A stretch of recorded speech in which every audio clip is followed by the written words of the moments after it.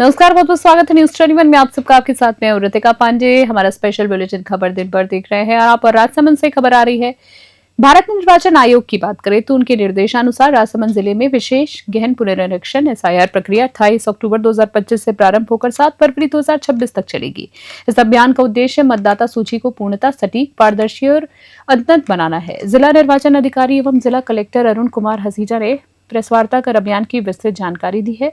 उप जिला निर्वाचन अधिकारी एवं एडीएम नरेश बुनकर भी उपस्थित रहे हैं। वहीं जिले में 988 बूथ लेवल अधिकारी बीएलओ कार्यरत हैं, जिनका प्रशिक्षण पूर्ण हो चुका है। वे घर घर संपर्क कर सूची अद्यतन का कार्य कर रहे हैं। वहीं बात करें तो जिला कलेक्टर ने कहा है कि इस अभियान से प्रत्येक पात्र नागरिक की सक्रिय भागीदारी सुनिश्चित होगी। राजसमंद से ब्यूरो रिपोर्ट।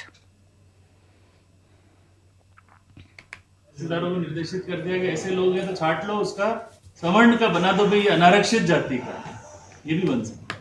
यानी हमारा प्रयास ये है कि कोई भी पात्र व्यक्ति इस में आने से छूटे नहीं, कोई भी नहीं बचे, और अपात्र है वो आए नहीं। अपात्र ऐसे हो सकता है कि भाई कोई नेपाली यहाँ पे मेरे घर में सर्वेंट आजकल रखने लग गए सेठ लोग, पता है आपको, तो भाई वो तो नहीं आ सकता ना। और कोई बांग्लादेश की महिलाएं आज अपने राजसमंद में तो है नहीं, पर मैं उदयपुर जानता हूँ, अजमेर जानता हूँ, कोटा रह के आया वहाँ जानता हूँ, हर घर में बांग्लादेश की महिलाएं नौकरी का काम कर रही हैं। दिल्ली में तो भरी पड़ी हैं, तो वो तो सिटीजन ही नहीं है। तो अपना जो सिटीजन होगा वही तो वोट दे सकता है। ये आर्टिकल 346 बोलता है अपने इंडियन कॉन्स्टिट्यूशन का कि भारत का नागरिक और जो 18 साल की उम्र पूरी कर चुका हो और जो पागल नहीं हो, बस तीन ही चीज है आर्टिकल 346 में कि जो ये तीन योग्यताएं रखता है वो प्रजातंत्र में वोट दे सकता है। तहसीलदारों को निर्देशित कर दिया कि ऐसे लोग हैं तो छांट लो, उसका सवर्ण का बना दो भाई, अनारक्षित जाति का, ये भी बन सकता है। यानी हमारा प्रयास ये है कि कोई भी पात्र व्यक्ति इस में आने से छूटे नहीं, कोई भी नहीं बचे, और अपात्र है वो आए नहीं। अपात्र ऐसे हो सकता है कि भाई कोई नेपाली यहाँ पे मेरे घर में सर्वेंट आजकल रखने लग गए सेठ लोग, पता है आपको, तो भाई वो तो नहीं आ सकता ना।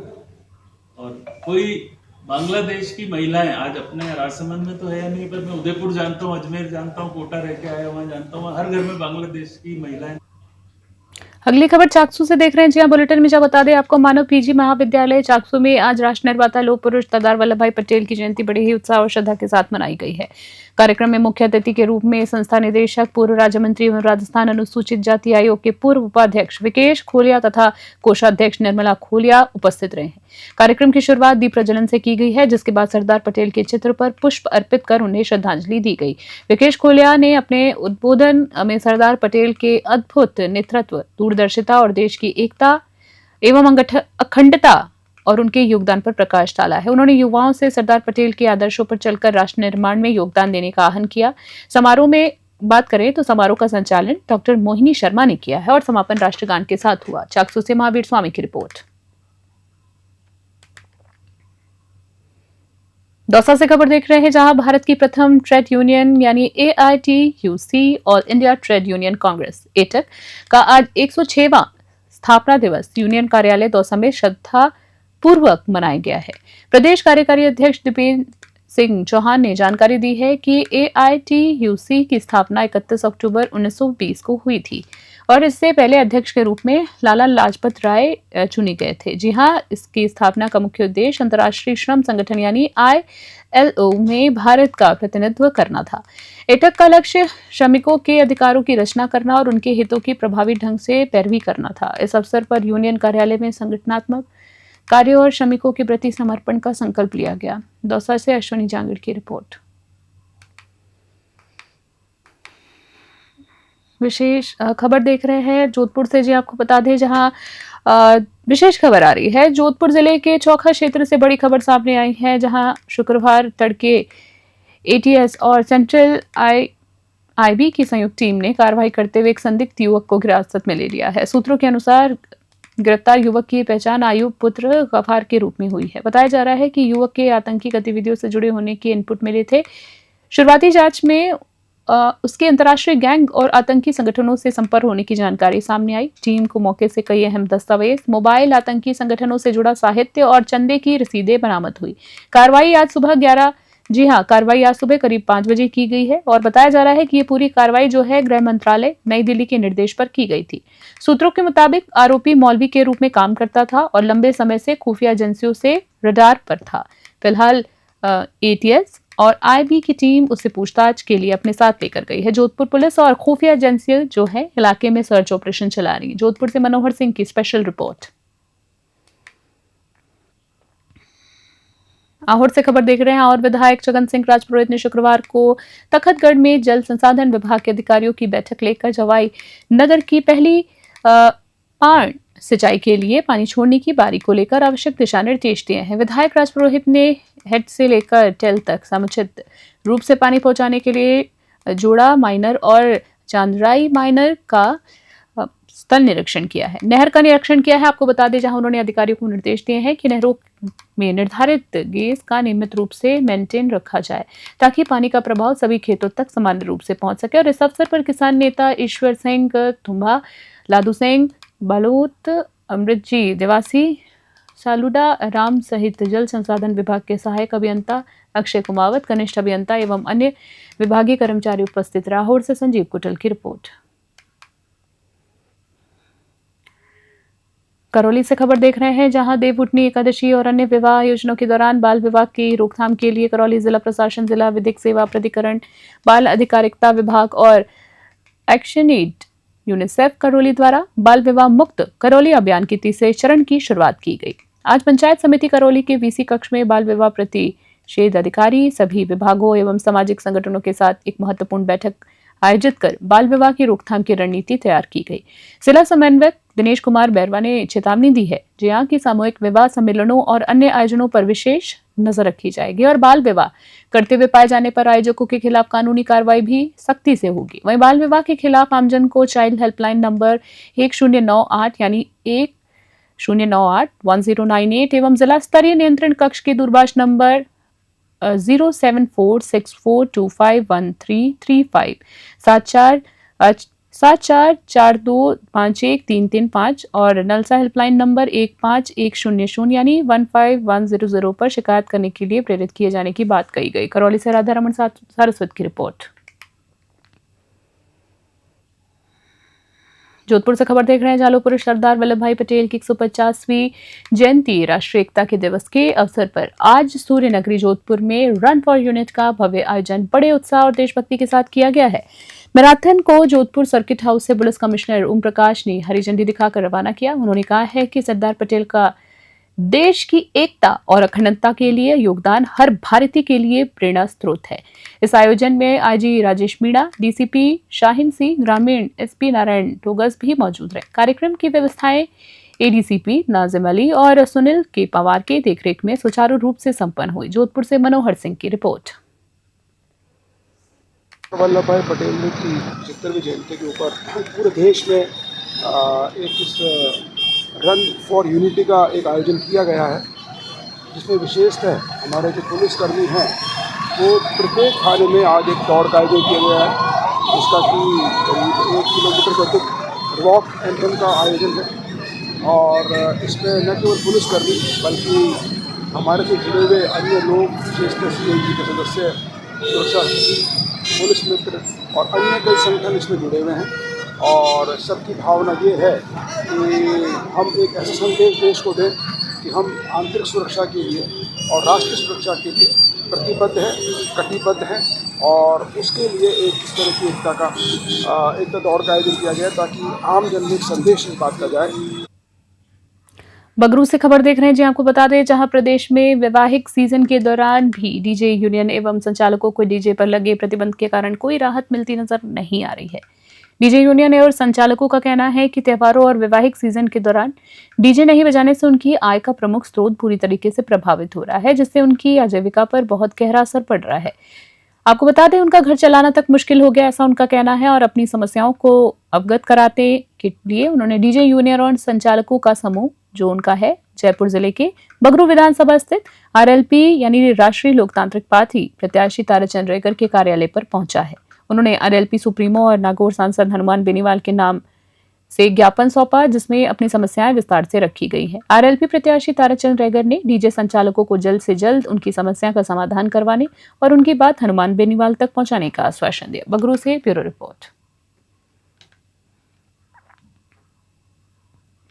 दौसा से खबर देख रहे विशिष्ट केंद्रीय कारागार झालावाड़ में शुक्रवार को सरदार वल्लभ भाई पटेल की जयंती एवं राष्ट्रीय एकता दिवस के उपलक्ष्य में विविध कार्यक्रमों का आयोजन किया गया है। इसका उद्देश्य जो है बंदियों में देशभक्ति और एकता की भावना जागृत करना था। कार्यक्रम की बात करें तो शुरुआत जो है राष्ट्रगान के साथ हुई। बंदियों के लिए भाषण प्रतियोगिता, वाद विवाद, प्रश्नोत्तरी, कविता पाठ, एकता मार्च और राष्ट्रीय एकता शपथ का आयोजन हुआ है। कारागार अधीक्षक पारस जहांगीर ने सरदार पटेल के योगदान पर प्रकाश डालते हुए कहा कि देश की अखंडता और एकता के लिए उनका जीवन प्रेरणा स्रोत है। जेलर विकास बागोरिया ने सभी कर्मचारियों और बंदियों को एकता की शपथ दिलाई। विभिन्न प्रतियोगिता में बंदियों ने उत्साहपूर्वक भाग लिया, जिसमें वाद विवाद में त्रिभुवन सिंह, प्रश्नोत्तरी में अभय सिंह, भाषण में संदीप गुप्ता और कविता पाठ में सुरेंद्र सिंह ने प्रथम स्थान प्राप्त किया। दौसा से अश्विनी जांगड़ की खास रिपोर्ट। खबर देख रहे हैं सायला से आ रही है। मारवाड़ी वैष्णव समाज यानी MVS और अखिल भारतीय व्यापारी परिसंघ कैच के संयुक्त तत्वाधान में आज सायला में प्रतिभा सम्मान समारोह और कथा कीर्तन का भव्य आयोजन किया गया है। इस कार्यक्रम में मुंबई से पधार गौरंग प्रिया प्रभु जी तथा सायला मठाधीश ईश्वर भारती जी महाराज का दिव्य सानिध्य मिला है। श्रीमद् भागवत जी आपको बता दें, जिसमें श्रीमद् भागवत गीता ऑनलाइन ज्ञान परीक्षा में उत्कृष्ट प्रदर्शन करने वाले 105 मेधावी छात्र छात्राओं को प्रशस्ति पत्र और नगद पुरस्कार से सम्मानित किया गया। ये परीक्षा कक्षा 8वीं से 12वीं तक के छात्रों के लिए आयोजित की गई थी। सायला तहसीलदार लक्ष्मी चौधरी, अतिरिक्त जिला शिक्षा अधिकारी लहरी राम माली, RSS झालोड़ जिला प्रचारक आईदान सहित अन्य प्रबुद्धजन ने विजेताओं का उत्साहवर्धन किया है। वहीं आयोजकों ने घोषणा की है कि युवाओं में गीता, ज्ञान और नैतिक मूल्यों का संचार करने हेतु ऐसे कार्यक्रम नियमित रूप से आयोजित किए जाएंगे। कार्यक्रम का संचालन भोपाल सिंह राजपुरोहित ने किया। सायला से खीम सिंह राजपुरोहित की रिपोर्ट। अलवर से खबर देख रहे हैं। अलवर शहर के बीचों बीच लाल दिघी स्थित चमत्कारी महादेव मंदिर में 1 महीना के अंदर तीसरी बार चोरी का प्रयास हुआ है। बीती रात 2 चोर मंदिर का ताला तोड़कर पहुंचे, लेकिन वे अपने प्रयास में असफल रहे हैं। बता दें आपको, चोरों की पूरी हरकत मंदिर के CCTV कैमरे में कैद हो गई, जिसका वीडियो अब सोशल मीडिया पर तेजी से वायरल हो रहा है। मंदिर संचालक प्रमोद सैनी ने बताया है कि इससे पहले भी चोर मंदिर में दान पात्र, बर्तन और भगवान की चांदी के मुकुट चोरी कर ले गए थे। लगातार दूसरी चोरी थी। जी आपको बता दें, लगातार हो रही इन चोरियों की बातों और वारदातों से क्षेत्रवासियों में आक्रोश है। घटना की शिकायत पुलिस को दे दी गई है और मामले की जांच जारी है। अलवर से प्रदीप गोयल की विशेष रिपोर्ट। अलवर से खबर देख रहे हैं। अलवर शहर कोतवाली थाना क्षेत्र के बिजली घर चौराहे पर देर शाम एक व्यक्ति अचेत अवस्था में मिला। राहगीरों की सूचना पर कोतवाली थाना पुलिस मौके पर पहुंची और उसे जिला अस्पताल ले गई, जहां डॉक्टरों ने उसे मृत घोषित कर दिया है। जहां दुखद खबर है, जहां हेड कांस्टेबल रोहतास ने बताया है कि मृतक की पहचान महेंद्र निवासी रोनीजा जाट थाना लक्ष्मणगढ़ के रूप में हुई है। महेंद्र करीब 20 वर्ष पहले अपना घर छोड़कर अलवर में रह रहा था और बिजली घर चौराहे के आसपास ही छोटा मोटा काम करके अपना जीवन यापन करता था। परिजनों ने पुलिस को रिपोर्ट देकर पोस्टमार्टम नहीं कराने की इच्छा जताई है। पुलिस ने कानूनी प्रक्रिया पूरी कर शव को परिजनों को सौंप दिया है। अलवर से प्रदीप गोयल की रिपोर्ट। क्या मामला ये कल अपने बिजली घर चौराया अलवर पर एक व्यक्ति की मृत्यु की सूचना मिली थी। उसकी डेड बॉडी सरकारी हॉस्पिटल में रखवाई गई थी और उसका कल पहचान नहीं हो पाई थी। पहचान के लिए प्रयास किया और संबंधित थानों को सूचित किया, तो आज उनकी पहचान महेंद्र सिंह सनोफ लल्लू राम जाति ब्राह्मण, उम्र 38 वर्ष, निवासी रोणीजा, थाना लक्ष्मणगढ़, जिला अलवर के रूप में हुई। उसका भाई सुनील, छोटा भाई और उसका मामा उपस्थित आए। अगली खबर देख रहे हैं। डूंगरपुर से आ रही है, जहां PM Shri MGGS town Dungarpur विद्यालय में शुक्रवार को सरदार वल्लभ भाई पटेल जयंती के अवसर पर मेगा टीचर्स अभिभावक बैठक यानी PTM का आयोजन किया गया है। कार्यक्रम का आतिथ्य मुख्य अतिथि जिला कलेक्टर अंकित कुमार सिंह, विशिष्ट अतिथि मुख्य जिला शिक्षा अधिकारी माध्यमिक शिक्षा नीरज कुमार जोशी और PTA अध्यक्ष और पूर्व जिला शिक्षा अधिकारी दिनेश जी शिमाली ने किया है। कार्यवाहक प्रधानाचार्य जैनेन्द्र तरावत ने बताया है। जी आपको बता दें, जहां राष्ट्रीय एकता दिवस के उपलक्ष्य में विद्यालय में पोस्टर, स्लोगन्स, निबंध और भाषण प्रतियोगिताएं आयोजित कराई गई हैं। अतिथियों द्वारा विजेता विद्यार्थियों को पारितोषिक वितरित किया और राष्ट्रीय एकता की शपथ भी दिलाई गई है। इस बैठक में कुल 237 अभिभावकों ने भाग लिया, जिन्हें उनके बच्चों की शैक्षणिक प्रगति से अवगत कराया गया है। जी आपको बता दें, इस अवसर पर कृष्ण भोज का भी आयोजन किया गया है, जिसमें सभी विद्यार्थियों को मीठा भोजन कराया गया। डूंगरपुर से ब्यूरो रिपोर्ट। उदयपुर से खबर देख रहे हैं। भगवान बिरसा मुंडा की 150वीं जयंती के उपलक्ष्य में उदयपुर संभाग में 1 नवंबर से 15 नवंबर तक जनजातीय गौरव वर्ष मनाया जा रहा है, जिसके तहत विविध आयोजनों की रूपरेखा तैयार की गई है। संभागीय आयुक्त प्रज्ञा केवल रामानी ने इस संबंध में एक तैयारी बैठक ली है और तिथिवार प्रस्तावित कार्यक्रमों के लिए संबंधित अधिकारियों को आवश्यक दिशा निर्देश दिए। बैठक में राष्ट्रीय एकता दिवस के अवसर पर मासिक गतिविधियों के संबंध में भी निर्देश दिए। उदयपुर से ब्यूरो रिपोर्ट।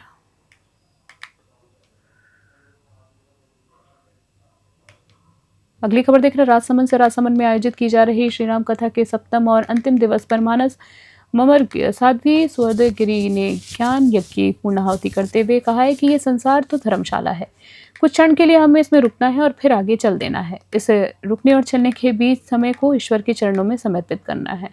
बता दें आपको, उन्होंने जोर दिया है कि जब भी जीवन में संकट आता है तो भगवान की कथा ही संकट मोचक बनती है। कथा के विश्राम दिवस पर साध्वी ने राम हनुमान मिलन, साथ ही साथ वाणी बाली सुग्रीव प्रसंग, राम रावण युद्ध और अंत में राम राज्याभिषेक का भावपूर्ण चित्रण किया, जिससे श्रोताओं का मन मोह लिया गया और जनमानस भावुक भी उठे। कथा के प्रारंभ में व्यासपीठ का पूजन मधु प्रकाश, अनुराधा लज्जा, गिरिराज, मंजू, मृदल, गिरीश, राजकुमारी अग्रवाल ने किया। कथा श्रवण के दौरान नगर परिषद चेयरमैन अशोक नाग, नेता प्रतिपक्ष हेमंत कुमावत सहित अपार जन समुदाय उपस्थित रहा। राजसमंद से ब्यूरो रिपोर्ट।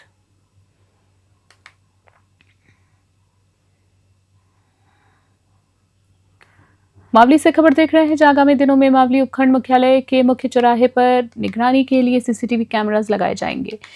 इस तैयारी के तहत गुरुवार को जयपुर पुलिस कंट्रोल रूम में आई टीम ने क्रेन की सहायता से मुख्य चौराहे पर खड़े किए गए पोल का मीटर लगाए हैं। मावली के मुख्य चौराहे पर 4 सीसीटीवी कैमरास लगाए जाएंगे। इसके अलावा बात करें तो 3 अन्य जगहों पर भी कैमरा लगाए जाने की योजना है। इस पहल से मावली वासियों की सुरक्षा बढ़ेगी और मुख्य चौराहे की गतिविधियां पुलिस को सीधी तौर पर दिखेंगी, सीधी निगरानी की जा सकेगी, सुनिश्चित हो सकेगी। मावली से मनीष दाधिश की खास रिपोर्ट।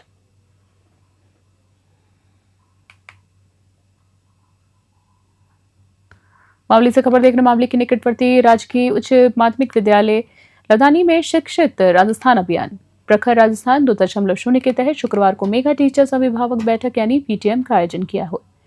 विद्यालय स्टाफ द्वारा कक्षा 1 से 12वीं तक के विद्यार्थियों के अभिभावकों के साथ उनकी शैक्षिक प्रगति, उपस्थिति, अनुशासन और सीखने के परिणामों पर विस्तार से चर्चा की गई। विद्यालय में प्रधानाचार्य चित्मा सारंग देवोत की अध्यक्षता में सरदार वल्लभ भाई पटेल की जयंती राष्ट्रीय एकता दिवस के रूप में मनाई गई। वक्ताओं ने सरदार पटेल की जीवनी और राष्ट्रीय एकता के महत्व पर अपने विचार व्यक्त किए हैं। वहीं कार्यक्रम के समापन पर उपस्थित सभी वर्गों को राष्ट्रीय एकता की शपथ दिलाई गई। कार्यक्रम का संचालन वरिष्ठ अध्यापक शंकरलाल जाट ने किया है। इस दौरान विद्यालय स्टाफ और बड़ी संख्या में अभिभावक उपस्थित रहे। मावली से मनीष दाधिश की रिपोर्ट। अलवर से खबर देख रहे हैं। अलवर जिले के ततारपुर थाना क्षेत्र में गुरुवार को एक दर्दनाक सड़क हादसा हो गया।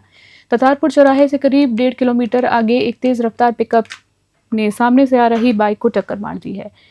हादसे में बाइक सवार 2 चचेरे भाई प्रमोद और ओम प्रकाश गंभीर रूप से घायल हो गए हैं। वहीं दोनों युवक अपनी बुआ के गांव रसगन से अपने गांव खड़खड़ी लौट रहे थे। गंभीर हालत में उन्हें अलवर अस्पताल से जयपुर रेफर कर दिया गया है। उपचार के दौरान पहले ओम प्रकाश की मृत्यु हो गई, जबकि देर रात जयपुर में प्रमोद ने भी दम तोड़ दिया है। दुखद खबर है, दोनों युवकों की शादी को लगभग 1 साल ही हुआ था। वहीं दोनों की मौत की खबर मिलते परिजनों में कोहराम मच गया और पूरे गांव में शोक की लहर है। पुलिस फिलहाल पोस्टमार्टम की प्रक्रिया कर रही है और मामले की जांच में जुटी है। अलवर से प्रदीप गोयल की रिपोर्ट। जी भैया, पूरी घटना क्या हुई है? पूरी घटना ये है कि खरकड़ी के लड़के थे दोनों और रसगन अपनी बुआ के आए हुए थे मेरे गांव में। रसगन वहां से करीबन निकले थे 10 साढ़े 10 बजे के समथिंग अपने गांव के लिए, खरकड़ी के लिए। जैसे ही ततारपुर चौराहा क्रॉस किया करीबन 1-1.5 किलोमीटर के आसपास, तो वहां पे पिकअप लहराती हुई आकर गलती से टक्कर मार दी। पिकअप वालों ने, पूरी गलती की पिकअप वालों की थी।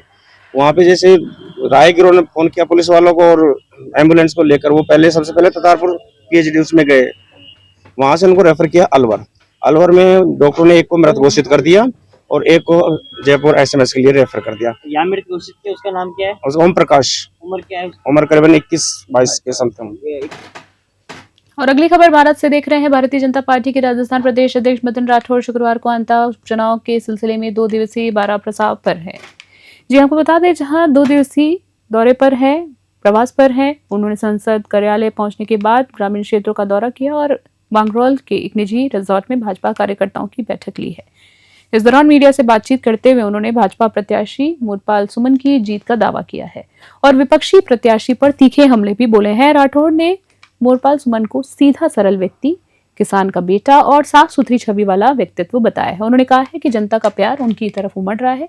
वहीं उन्होंने विपक्षी प्रत्याशी को अपराधी प्रवृत्ति का बताया है, जिस पर दर्जनों मुकदमे दर्ज है और वो जमानत पर बाहर है। उन्होंने कहा है कि मुकाबला एक सीधे सरल व्यक्ति और अपराधी प्रवृत्ति के व्यक्ति के बीच है। उन्होंने कहा है कि क्षेत्र की जनता ने पूर्व मुख्यमंत्री वसुंधरा राजे का शासन देखा है और पिछले 5 बार से उनके बेटे सांसद दूषण सिंह इस क्षेत्र का प्रतिनिधित्व कर रहे हैं। उन्होंने दावा किया है कि जनता देख रही है कि क्षेत्र का विकास कौन कर सकता है। बारां से हरीश शर्मा की विशेष रिपोर्ट। कि भारतीय जनता पार्टी का उम्मीदवार हमारा भाई मोरपाल सुमन जीत रहा है।